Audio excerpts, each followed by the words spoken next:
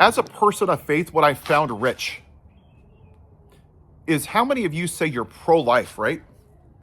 We have 2 U.S. citizens that were murdered by our own government, brown shirts from Nazi Germany. We have 5-year-olds being torn away from their families. We have concentration camps. That's what they are. They're concentration camps. Their women are having, and the men with the dads are having to mix dirty, unfiltered water with their formula to their children. The bread, the food, has worms in it. They're depressed. They've been in there for months, treated like animals. 1,200 people in the concentration camps are missing from Florida. But you're pro-life. Yeah, I'm pro-life. You got pregnant women being drugged by ICE in the streets, pregnant, losing their babies. You got women losing their pregnancies in concentration camps. You've had multiple people lose their lives across this country in these concentration camps. We've had people lose their eyes. We're having pastors being shot in the face. Where's all you pro-life people? Because I want to know. Because you sure don't seem to give a damn. And to take it back a couple of years, you didn't give a damn about the life of Carroll that he raped. I just made a video about the survivors of Epstein Island. It's disgusting. You don't give a shit about their lives. How about the 5 officers that died after January 6th? You don't care about their lives. How about the 40,000 people that die from gun violence every year? Where's your outrage? Because you don't seem to give a shit about any life except for your own. Me. You're forced birth. You're not Christians. You're modern day Pharisees. You're religious zealots. You don't give a damn about the life of a child once it's born.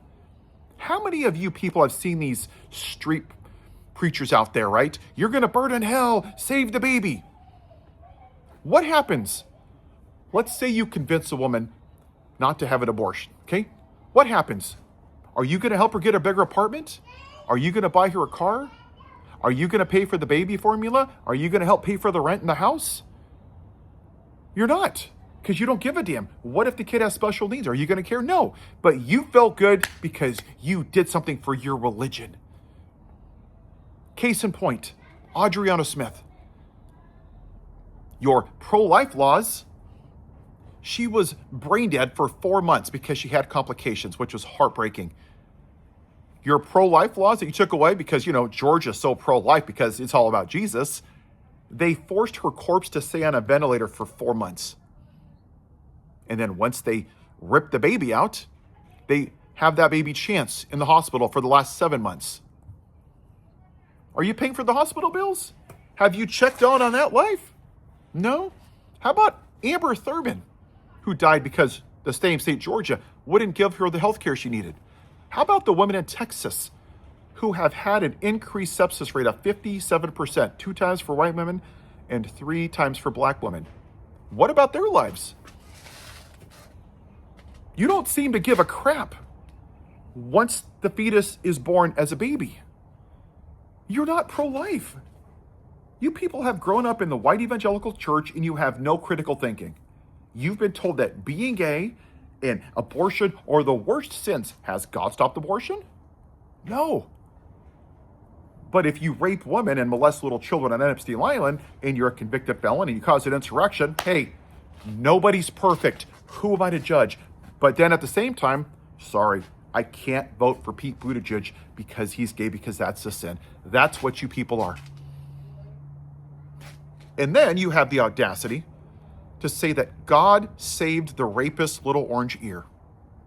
So I understand because you're pro-life, right?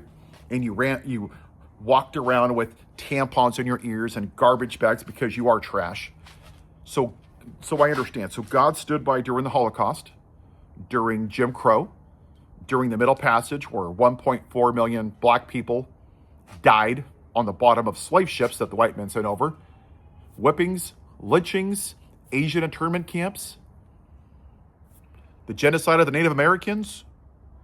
So God just stood by while all these atrocities in this great Christian nation.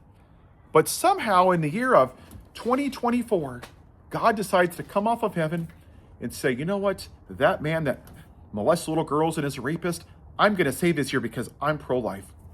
That's how stupid you people are. Because according to you, Satan's a Christian, right? By your measure, you just have to believe in God, weaponize religion, and not follow God. You don't care about life.